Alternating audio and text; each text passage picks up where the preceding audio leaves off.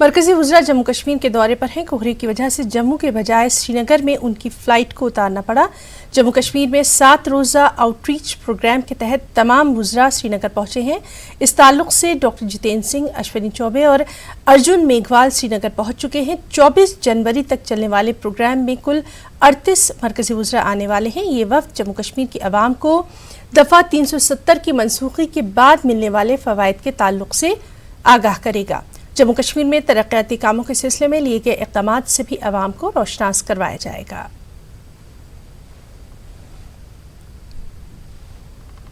और मरकजी वज़ीर मुख्तार अब्बास नकवी ने कहा है कि अब जम्मू कश्मीर में हालात बहुत बेहतर हो गए हैं। से मिलना 370 के बाद जो वहाँ पर विकास का एक बहुत ही पॉजिटिव और बहुत ही सकारात्मक माहौल शुरू हुआ है, लोगों की ज़िंदगी में एक बदलाव का माहौल शुरू हुआ है, मूड और माहौल लोगों का बेटर हुआ है। तमाम ये पहला इतिहास का मौका होगा कि इतनी बड़ी संख्या में केंद्र सरकार के मंत्री वहाँ पर लोगों से संपर्क और संवाद करेंगे। लोगों के सरोकार के प्रति, लोगों की जो दिक्कतें हैं, परेशानियां हैं, जो अभी तक करप्शन की वजह से उनके हितों को हाईजैक किया गया था, उन सारी चीज़ों पर जो है वो और बेहतर तरीके से उन तक विकास की रोशनी पहुँच सके, वो प्रगति की धारा में का हिस्सेदार भागीदार बन सके। ये इस सिलसिले में सभी लोग जा रहे हैं। मैं अभी से लोगों को जाना शुरू हुआ है। मैं खुद भी 21 तारीख 22 तारीख को रहने वाला हूँ और भी तमाम सेंट्रल मिनिस्टर्स और वरिष्ठ मंत्री रहने वाले हैं। सिक्योरिटी फोर्सेस ने गुज़िश्ता शाम जिला बडगाम के चाडूरा में सर्च ऑपरेशन लॉन्च किया, जो कि अभी भी जारी है। फौज को इलाके में मिलिटेंटों की मौजूदगी की मुसद्दिक़ा इत्तला मिली थी। इसके बाद ये ऑपरेशन लॉन्च किया गया, जो कि लगातार 24 घंटों से जारी है। इलाके में आर्मी, पुलिस और सीआरपीएफ की भारी नक़ली मौजूद है।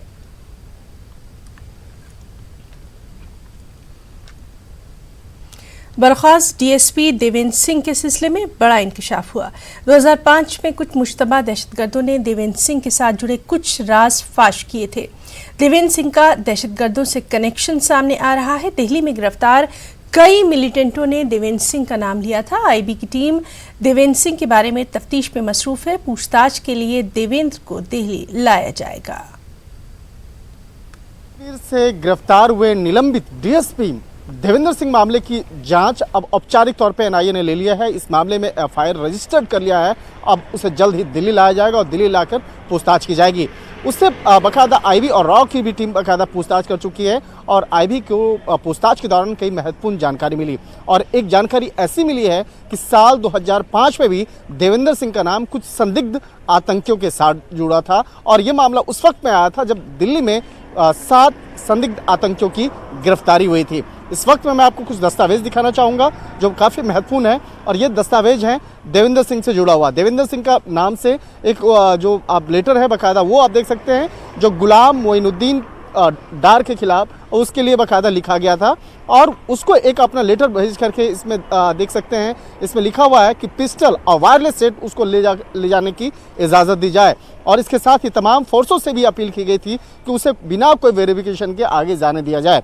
अब कहानी यहीं से शुरू होती है। ये गुलाम मोइनुद्दीन डार कौन है उसके बारे में मैं बताता हूँ। ये आप देख सकते हैं हमारे साथ में एक केस रजिस्टर्ड हुआ था जो सेंट्रल इंटेलिजेंस एजेंसी MI के द्वारा एक इनपुट दिया गया था। उसके बाद दिल्ली पुलिस ने 7 लोगों को गिरफ्तार किया गया था। इसमें से एक थे हाजी गुलाम मोइनुद्दीन डार। ये वही आदमी है जो जिसका कहा जा रहा था उस वक्त में कि उसका आतंकी संगठन हिजबुल के साथ में वास्ता है। उसके बाद उसकी गिरफ्तारी हुई थी। उसके बाद कई और जो संदिग्ध आतंकी थे उसके पास से AK-47 समेत कई हथियार मिले थे। इसके साथ ही यह पूरा डॉक्यूमेंट देख सकते हैं और ये एफआईआर का डिटेल है। और इसके साथ ही आपको मैं दिखाना चाहूँगा कि जो तमाम जो लोगों की गिरफ्तारी हुई थी ये उसके नाम हैं साकिब रहमान, मसूद, वसीर अहमद और इसी में कई ऐसे लोगों की हाजी गुलाम मोइनुद्दीन, ये आप देख सकते हैं जो 4था नंबर है। इसके साथ ही इससे जुड़े हुए तमाम जो एलिगेशंस हैं वो देख सकते हैं। तो इस मामले पर जो सबसे बड़ी बात निकल के सामने आ रही है कि जो दस्तावेज है, जो सबसे महत्वपूर्ण दस्तावेज ये बताया जा रहा है, ये दस्तावेज का वास्ता जो बताया जा रहा है कि जिस तरह से एक संदिग्ध आतंकी को उन्होंने एक खत लिख करके एक बाकायदा उसे कहीं भी अपने आर्म्स और इसके साथ ही अपने वायरलेस सेट ले जाने की इजाज़त दी गई थी, वो कहाँ तक सही था। ये वायरलेस सेट, जबकि ये प्राइवेट आदमी है, प्राइवेट आदमी को वायरलेस सेट ले जाने की और पिस्टल ले जाने की इजाज़त उस वक्त में दिया गया था। अगर इस मामले पर उस वक्त में पुलिस अगर सतर्क होती तो निश्चित तौर पे इस मामले पर आज देवेंद्र सिंह के पहले ही कार्रवाई होती। तो एक तरह से कहीं न कहीं देखा जा रहा है कि काफ़ी संदिग्ध मामला है। जब देवेंद्र सिंह को यहाँ पर एनआईए की टीम लेकर आएगी तो निश्चित तौर पर इस मामले पर भी पूछताछ होगी कि आखिर चूक कहाँ हुई, क्योंकि इस मामले की जानकारी उस वक्त में भी जम्मू कश्मीर की पुलिस को औपचारिक तौर पर दी गई थी। वीडियो जर्नलिस्ट नरेश के साथ शंकर आनंद, न्यूज़ 18 दिल्ली। दिल्ली में कांग्रेस की चुनाव कमेटी की मीटिंग के दौरान एहतजाज देखने को मिला। यहां कांग्रेस कारकुनों ने जमकर हंगामा किया। कांग्रेस ने दिल्ली में आरजेडी से इत्तेहाद किया है, इसी के चलते करावल नगर के लोगों ने यहां एहतजाज किया। खबर है कि करावल नगर की सीट आरजेडी के हिस्से में आने वाली है, जिसको लेकर कांग्रेस कारकुनों ने यहां हंगामा किया। सोनिया गांधी के आवास 10 जनपद पर केंद्रीय चुनाव समिति की बैठक चल रही थी। दिल्ली विधानसभा चुनाव के लिए उम्मीदवारों की घोषणा होनी है। हालांकि उससे पहले ही आप देख सकते हैं यहाँ सोनिया गांधी के आवास के बाहर कुछ कांग्रेस के कार्यकर्ता और नेता पहुंचे हुए हैं। विरोध है उनका किसी खास विधानसभा के लिए और वहां टिकट को लेकर इनका विरोध है। बात करने की कोशिश करेंगे, जानने की कोशिश करेंगे कि क्या मांग है, क्यों आप लोग यहाँ प्रदर्शन कर रहे हैं। सर हम क्या नाम ये चाहते हैं करावल नगर विधानसभा से। जी सर मैं ये चाहती हूँ मैम क्या नाम ये अरविंद सिंह जो है उनको क्या नाम ये टिकट दी जाए। अरविंद सिंह जी को दिया जाए। जी जी जी। किनको? अभी तो कांग्रेस ने टिकट अनाउंस नहीं किया है। क्या नाम आरजेडी को क्या नाम सुनने में आ रही है आरजेडी को टिकट ये होगी। तो हम ये चाहते हैं कि अरविंद सिंह को टिकट दी जाए, जिससे कि क्या नाम वो करावल नगर का कुछ कर सकें, गरीबों के लिए, मजदूरों के लिए, ये सब कर सकें ये, क्योंकि क्या नाम किसी को भी अच्छे कैंडिडेट को अभी तक टिकट नहीं दी है। यहाँ सोनिया गांधी घर के बाहर प्रदर्शन करके क्या टिकट मिल जाएगा उनको? ऐसा है मैडम, जो हम आपको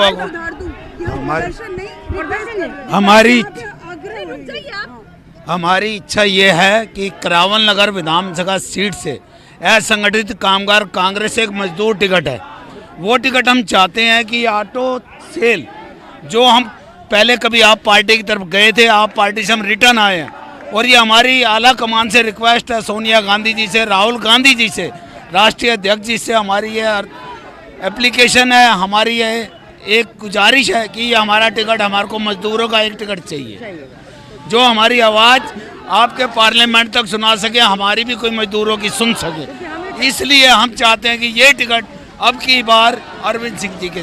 करावल नगर से ये बताया जा रहा था कि कांग्रेस गठबंधन में वो सीट आरजेडी को देगी और कहीं ना कहीं अरविंद सिंह के लिए ये जो कार्यकर्ता है कांग्रेस के वो पहुंचे हुए हैं। उनकी मांग है कि कांग्रेस आला कमान एक बार विचार करे और टिकट जो है वहां से इनको ही मिले। ये मांग के साथ वो कांग्रेस अध्यक्ष सोनिया गांधी के आवास के बाहर अपनी मांग रखने के लिए पहुंचे हुए हैं।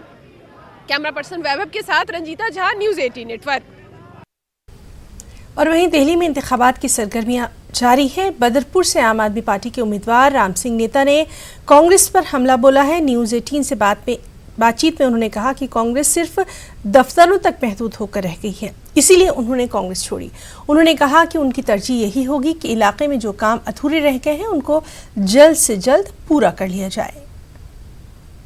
चुनाव की शुरुआत हो चुकी है और हम पहुंचे हैं बदरपुर विधानसभा इसलिए अहम है कि यहाँ पर एक नहीं बल्कि 2 राम हैं और हमेशा उनकी टक्कर होती रही है। हमारे साथ मौजूद हैं राम सिंह नेता जी। पहले उन्होंने कांग्रेस से किस्मत आजमाई थी, लेकिन इस बार ऐन मौके पर आम आदमी पार्टी में शामिल हुए हैं और आम आदमी पार्टी ने भरोसा भी जताते हुए उनको टिकट दिया है। पहले तो आपको बहुत बहुत मुबारक हो, एक बार फिर से जो है आप चुनाव लड़ने जा रहे हैं। धन्यवाद आपका। नेताजी, आपने पार्टी बदली, लेकिन इस सब के बीच क्या मुद्दे होंगे जो लेकर के आप इस बार चुनाव लड़ेंगे? क्योंकि कहीं ना कहीं जो एक लहर दिख रही है वो अपनी जगह है। मैं मुद्दे लेके लड़ूंगा। मैं इस पार्टी में इसलिए गया कांग्रेस को छोड़ के कि कांग्रेस तो अब सिर्फ प्रदेश दफ्तर में रह गई। कांग्रेस बाहर नहीं है, जनता में कांग्रेस नहीं रही है। और माननीय केजरीवाल जी दिल्ली में बहुत विकास के काम कर रहे हैं और मैं विकास के लिए लोग मुझे पहचानते हैं। मेरा टारगेट सबसे पहले अपनी बदरपुर की विधानसभा में जो सीवर का काम लटका हुआ, क्योंकि सर्वे हो चुका सारा, तो अनऑथराइज कॉलोनी और सब गांवों में सीवर डालने का काम। दूसरा जो नहर पार ओजोन का बहुत बड़ा मुद्दा है, जहां हमारे लोग बहुत परेशान हैं, दुखी हैं, उस काम को जड़ से अब के हम समाप्त करेंगे। ये मेरा उद्देश्य है। आपके मुकाबले में हमेशा दूसरे एक राम रहे हैं, जब दूसरे रामवीर सिंह बिधूड़ी की बात आती है तो वो भी अपने आप को विकास पुरुष कहते रहे हैं। वो अपने आप को विकास पुरुष कहते जरूर हैं, परंतु उन्होंने आज तक विकास क्षेत्र में नहीं किया। जितने भी काम क्षेत्र में हुए, आप मौके पे चले जाइए, एनटीपीसी की दीवार पीछे करियो, खानों के अंदर मट्टी भर के स्कूल बनाने का काम हो, नहर के ऊपर पुल बनाने का काम हो, ओमनगर में बिजली का ग्रिड बनाने का काम हो, जैतपुर में स्कूल बनाने का काम हो, और जितने स्कूल हो उनमें कमरे बनाने का काम हो, या अनऑथराइज कॉलोनी में रोड हो, पानी हो, ये सारी व्यवस्था मैंने की है। आखिरी सवाल, आप चुनाव में जा रहे हैं, 8 तारीख को वोट डाले जाएंगे और उसके बाद नतीजे भी आ जाएंगे। जनता से, आम जनता से आप क्या कहना चाहेंगे? मैं उनसे यही प्रार्थना करना चाहता हूं कि भाई माननीय एक एक वोट आपकी माननीय केजरीवाल जी को जाएगी, और आप मुझे अगर यहां से मौका देंगे तो मैं क्षेत्र का विकास और 36 बिरादर को साथ लेकर चलूंगा और सबका सम्मान करूंगा। और आप मेरे सम्मान को जानते, मेरे यहाँ गरीब अमीर सब बराबर एक साथ बैठते हैं। तो ये थे राम सिंह नेताजी, जिन्होंने साफ तौर पर कहा उनकी प्राथमिकता होगी सबको साथ लेकर चलेंगे। कैमरामैन प्रहलाद के साथ खुर्रम शहजाद, न्यूज़ 18 दिल्ली। महाराष्ट्र के आज़मीन हज के लिए आज कुरानंदाजी हुई। मुंबई के हज हाउस में रियासती वजीर नवाब मलिक के हाथों कंप्यूटराइज्ड हज कुरानंदाजी हुई। इसमें गैर महरम खवातीन के लिए 31 सीटें महफूज रखी गईं और 70 साल से ज़्यादा की उम्र के आज़मीन हज के लिए 1910 सीटें महफूज हैं। 70 साल से ज़्यादा की उम्र के आज़मीन हज के लिए 1910 सीटें महफूज हैं। ये कुरानंदाजी 10,408 आज़मीन हज के लिए हुई। इस मौके पर नवाब मलिक ने ऐलान किया कि 2021 तक पुणे एम्बार्केशन पॉइंट से मगरबी महाराष्ट्र के आज़मीन को परवास की सहूलत मैसर होगी। स्टेट हज कमेटी में कुरानंदाजी हो रही है और यहाँ पर जो आए हुए आज़मीन हैं, जो कुरानंदाजी के लिए आए हैं, उनको बड़ा एतराज हो रहा है। यहाँ पे मसाइल क्या है, क्या प्रॉब्लम है, आपको पता, ये बताइए। समझना चाहिए क्या है। हम लोग जो दूर दूर से आए हुए हैं, यहाँ खाली 4 लोग का बता रहे हैं, तो अभी ये कुरानंदाजी होगी तो तुरंत जो प्रिंट लिस्ट लगा के लगा दो। कैसे है, वो 4 बजे लगाएंगे तो हम लोग कहाँ बैठे रहेंगे, क्योंकि ये ऑफिस जो है 1 बजे खाली करना है। मतलब लिस्ट लगी है, जो लिस्ट लगी है आपके यहाँ पे नहीं है ना, लिस्ट तुरंत लगा दे। कुरानंदाजी होगी तो प्रिंट करके तुरंत लगा दे लिस्ट, तुरंत लगा दे। अभी वो 4 क्या बोल रहे हैं, 4 बजे के बाद लगाएंगे तो हम लोग 4 बजे तक कहाँ लोगों को मालूम होना चाहिए। आपने जो है तो पहले ही पेपर में उसमें आउट करके यहाँ आपकी जरूरत नहीं आने की, हम आपके घर में मैसेज पहुंचा देंगे। पब्लिक की बात इतनी दूर से सब फर्दन नाम बताते थे, पहले फर्दन हर एक का नंबर बताया जाता था। दिन भर बैठते थे यहाँ पर, हम दिन भर आगे बढ़े थे, बहुत दूर दूर से आए वाले। डेट को आगे बढ़ा दिए, 16 के बजाय 18 की। हम 16 को भी आए, तकलीफ हो रहा है, 18 को भी। कहाँ से हैं आप? मैं बुल्डाना डिस्ट्रिक्ट से आया हूँ, बुल्डाना से आया हूँ सर। मैं यहाँ कोई इंतजाम नहीं। आप चाहते क्या है? हम चाहते हैं कि आप पहले इन्फॉर्मेशन दे दीजिए, आप यहाँ मत आओ, हमेशा के लिए ख्याल रखिए, ये बार बार ऐसे लोगों को बुला के परेशान मत कीजिए। यहाँ पर क्या इनके बड़े प्रॉब्लम्स हैं। इनका ये कहना है कि लिस्ट नहीं लगाई जा रही है, 4 लोगों के नाम आ रहे हैं और लिस्ट के लिए जो है वो 4 बजे तक इंतजार करना पड़ेगा। और आपने कहा है यहाँ पर कि 1 बजे हॉल खाली करना है, तो इसके बारे में आपका क्या बोलना है, ये बताइए। अभी मैं हमारे जो कार्यकारी अधिकारी काजी साहब हैं, इस विषय में मैं उनको जानकारी लूंगा, क्योंकि ये उनके इंतजामिया में हुआ है, कब तक हॉल लिया गया क्या है। लेकिन मेरा भी ये ख्वाहिश है और मेरे भी जो है यहाँ पर चाहता हूँ कि जो जितने भी लोग आए हैं उनका सबका पूरा डिस्प्ले हो, इसलिए 2 स्क्रीन लगाई गई है, सब देखकर इत्मीनान से यहाँ से जाए और मैं उसको यहाँ पर बात करके शुरू करवाना चाहता हूँ। एनआरसी और सीए के खिलाफ एहतजाजी मुजाहरों के इनेकाद और तशद्दुद के वाक़यात में पॉपुलर फ्रंट ऑफ इंडिया की साजिश होने की यूपी पुलिस जांच कर रही है। साथ ही इस मामले में एसडीपीआई की कारगुजारियों को भी मुश्तबा मानते हुए मेरठ में भी पुलिस ने कुछ गिरफ्तारियां की थी। इन मामलों में भी पुलिस की कार्रवाई को लेकर अब न सिर्फ सवाल उठ रहे हैं, बल्कि कोर्ट में चैलेंज करके पुलिस के खिलाफ कार्रवाई का मुतालबा भी किया जा रहा है। एक रिपोर्ट।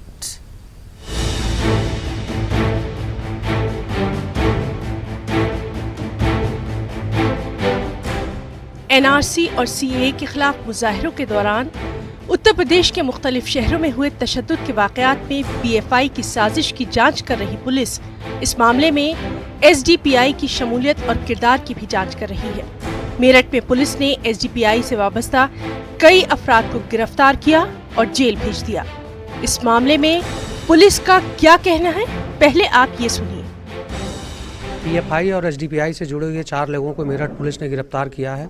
साथ ही कुछ समय पूर्व ही इनके कार्यालय पर भारी मात्रा में आपत्तिजनक सामग्री, पर्चे, पोस्टर, बैनर थे, जिसको नौचंदी पुलिस द्वारा जब्त किया गया था। उसमें गिरफ्तारियां ये की गई थी। इसके पश्चात दंगों में भी इसकी कुछ भूमिका आ रही थी। उस आधार पर भी विवेचना में सारी चीज़ें शामिल की गई हैं। इनके खिलाफ जो भी FIR लिखा गया है उसकी SIT बनाई गई है, जिसके द्वारा इन्वेस्टिगेशन की जा रही है। वहीं इस मामले में गिरफ्तार एसडीपीआई के मकामी मेंबर हाशमी और नूर मोहम्मद के वकील के मुताबिक दोनों अफराद को पुलिस ने 16 दिसंबर को ही उनके ऑफिस से गिरफ्तार कर लिया था, लेकिन मामला 20 दिसंबर के तशद्दुद का दर्ज करके जेल भेज दिया गया। इसी मामले को लेकर एसडीपीआई ने कोर्ट में इस्तिगासा दाखिल किया और गैर कानूनी तरीके से हिरासत में रखने और झूठे मामले में जेल भेजने को लेकर पुलिस पर कार्रवाई का मुतालबा किया। 16 दिसंबर को एसपी सिटी, SHO नौचंदी और उनके साथ जो पुलिस अफसरान थे शास्त्री नगर से जीप में डालकर ले गए। इसी अब्दुल मुईद हाशमी को जो 20 तारीख में यहाँ एजिटेशन हुआ है उसमें मुलजिम दिखाते हुए 24 तारीख में उसको मुलजिम बना दिया। वो जेल में है, जबकि 24 तारीख से 6-7 दिन पहले हम ऑनरेबल स्पेशल जज मेरठ के यहाँ कंप्लेंट फाइल कर चुके थे। एनआरसी और सीए के खिलाफ एहतजाजी मुजाहिरों से वाबस्ता मामलों में उजागर हो रही पुलिस की कार्रवाई और तौर तरीकों को अब कोर्ट में भी चैलेंज किया जा रहा है, जिसका कोर्ट में सामना करना पुलिस के लिए टेढ़ी खीर साबित हो सकता है। न्यूज़ 18 उर्दू के लिए मेरठ से तंजीर अंसार की रिपोर्ट। कर्नाटक से इस वक्त बेहद अहम खबर, कर्नाटक के मैसूर से बड़ी खबर। मैसूर की तारीख में पहली बार एक मुस्लिम खातून मेयर बनी है। तस्नीम बानो कर्नाटक के तारीखी शहर मैसूर की मेयर मुंतखब हुई हैं। तस्नीम बानो का ताल्लुक जेडीएस से बताया गया है। मैसूर सिटी कॉरपोरेशन में जेडीएस और कांग्रेस का इत्तेहाद है। कांग्रेस से श्री श्रीधर बने हैं नायब मेयर, जबकि तस्नीम बानो मैसूर की 33वीं मेयर बनी है। तो बेहद अहम खबर कर्नाटक के मैसूर से, जहां मैसूर की तारीख में पहली बार मुस्लिम खातून मेयर बनी है। तस्नीम बानो कर्नाटक के तारीखी शहर मैसूर की मेयर मुंतखब हुई है। तस्नीम बानो का ताल्लुक जेडीएस से बताया गया है। मैसूर सिटी कॉरपोरेशन में जेडीएस और कांग्रेस का इत्तेहाद था। कांग्रेस की जानिब से श्री श्रीधर नायब मेयर बने हैं, जबकि तस्नीम बानो मैसूर की 33वीं मेयर बनी है। और चलिए सीधे रुख करेंगे हमारे साथी रऊफ हल्लूर का। रऊफ, आपसे जानना चाहेंगे, काफ़ी अहम खबर, बेहद अच्छी खबर, तस्नीम बानो के ताल्लुक से और क्या कुछ तफसीलात?